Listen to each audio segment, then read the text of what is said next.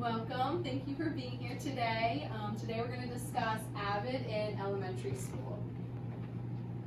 So you may have heard of the program AVID, which is usually in college and high school classes. However, the plan is to implement AVID within our elementary school.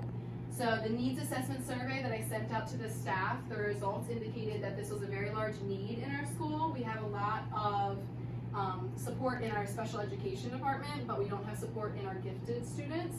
So we are implementing the AVID program to hopefully boost up and give those students some extra support.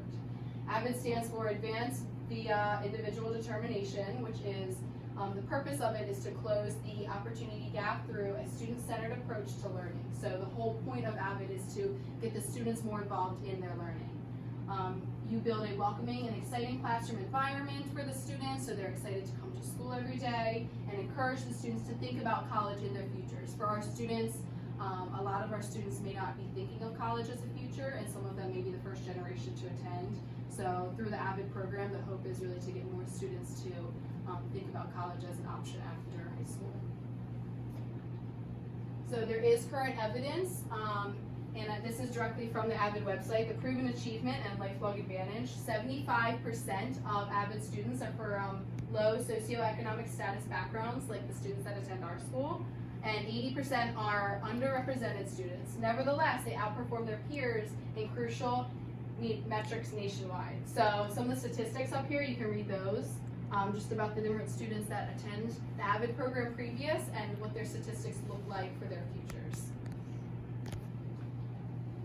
Okay, so when you came in, you made a name tag, and you filled it out with your name and some different things about you personally. So we're trying to come up with different strategies that engage our students, and so I figured we could try it for ourselves as well.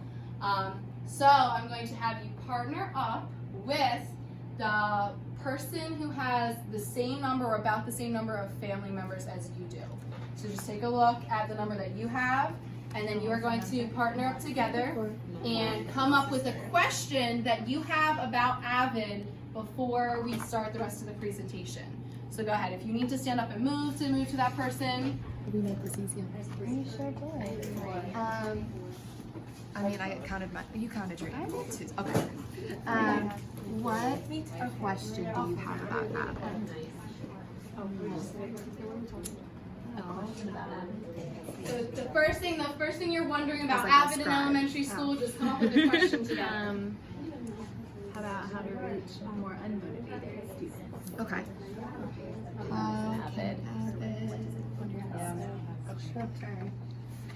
Like more in the primary grades. How do you adapt it in first grade? All right, you may return back to your seats. I heard some good discussions. Yes, that's much more positive. All right, some discussions I heard were about how you adapt AVID into primary grades or into the lower levels, which is perfect because that's actually what today's presentation is about. We hear so much about AVID in the higher levels, such as college and high school, and even in the secondary schools, and not so much in elementary school.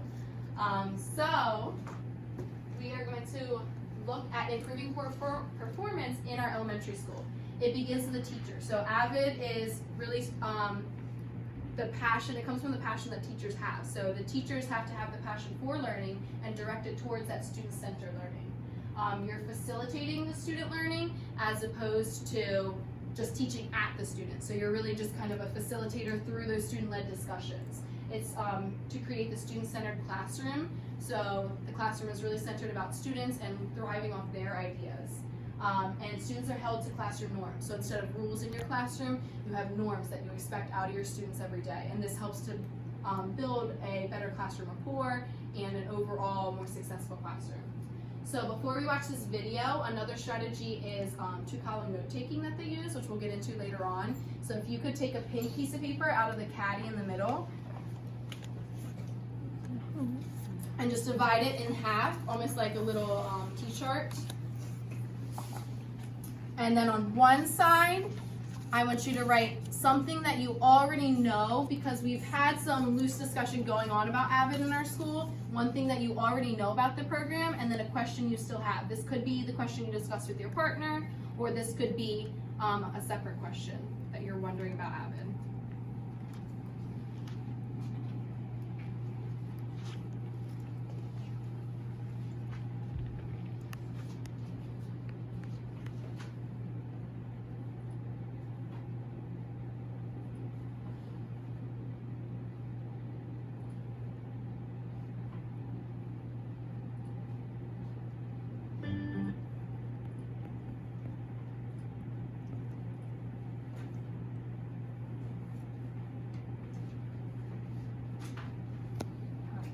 So this is just a short little video that will hopefully get you more engaged and excited about learning about the program. It may answer your question. If you come up with other questions as you watch the video, feel free to jot them down in your question side of the notes.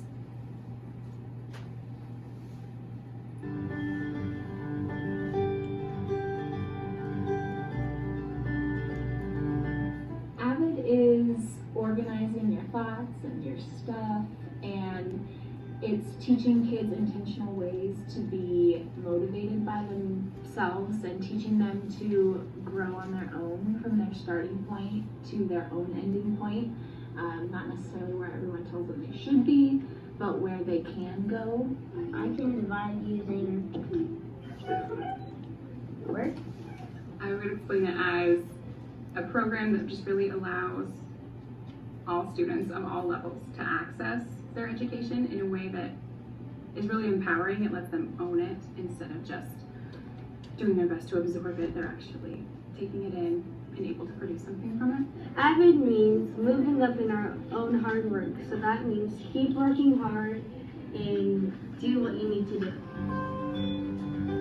Avid made me more organized because in Avid, now that we have binders, it helps me divide my sections into reading, math, and writing and science. And then my math, I keep my math on my map, and then when you turn to science, you have all your science and stuff you've been working on. My favorite part about Avid is I'm more organized and I know what's going on in school, you know, the times if I have to be somewhere, or where my homework is and where everything is, and I think it's gonna help me excel in life. It helps me find everything faster because I know where it is. This is the spelling section, and it's where I put all my spelling sheets. So some Avid strategies we do on a daily basis are 2-column notes, things, graphic organizers that all look the same so that the organization of the new information is the same, even if the information is new. And so then when they look back in their notes are organized in a way that is very predictable and in a way that they'll always be able to access. So this is the equation. This is the picture, and that's the right answer. 2-column notes is where you put, like for math, say, or you're doing long division, one side would be your work and the other side would be check.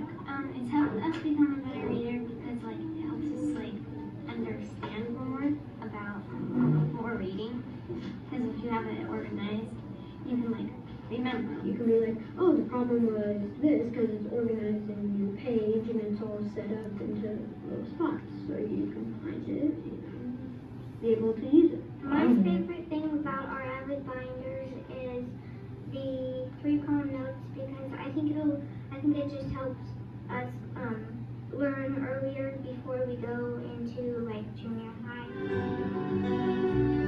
My favorite Avid strategy is reading because like it helps me focus more because like I'm focusing on like what the text is about and it makes it easier to actually answer questions. I can get through books faster, so I can take the AR test for it. And I'm also allowed to read it fast and still knowing what what's happening in the book. Kind of beautiful thing about the skills that we're teaching in a very explicit manner right now is they're not actually skills that you need to pass an English class or pass a science class or even go to college. Avid calls them soft skills because they're just the underlying skills that people need to have to be successful people. Being able to manage your time, being able to find the things that you need. And so I think that ultimately whatever decision my students end up making in the future, whether it's college or trade school or maybe they're opening their own business, I'm not sure, they're going to have that foundation of skills that people just need to have to be successful.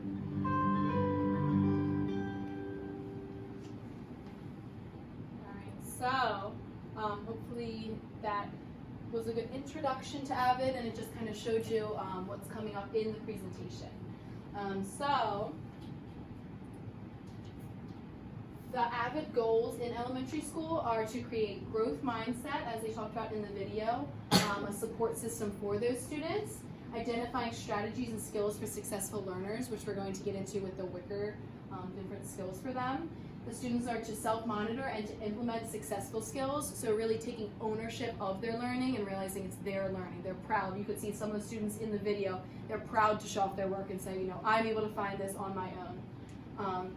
And to create a college-ready atmosphere. Like we mentioned at the beginning, we're getting these students ready and giving them the skills that they'll need as adult learners and as they progress forward through the world. So in the Wicker is something that should be seen in all atmospheres and in every lesson that you teach, which a lot of you do already. So it stands for writing, inquiry, collaboration, organization, and reading.